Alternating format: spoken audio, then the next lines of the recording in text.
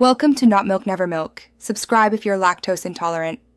You start by plugging the Alesis Nitro Mesh Kit into USB. This provides both MIDI and, on some units, audio.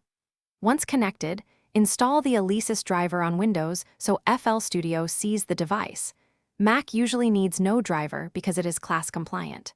Then open FL Studio and go straight to Options MIDI settings.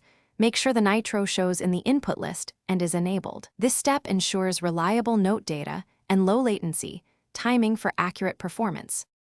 Once the kit is recognized, you route its MIDI into a drum instrument.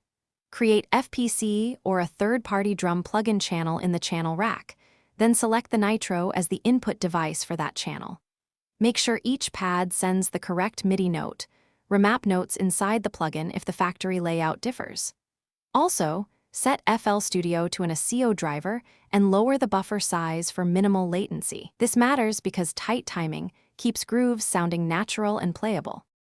You finish by calibrating pad sensitivity and thresholds so dynamics translate correctly.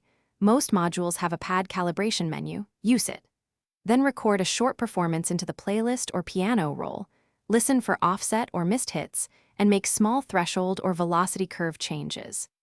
If something fails, verify the USB cable and hub, confirm the Nitro's MIDI channel matches your plugin, re-enable the input in FL's MIDI settings, and try a different ASIO buffer size.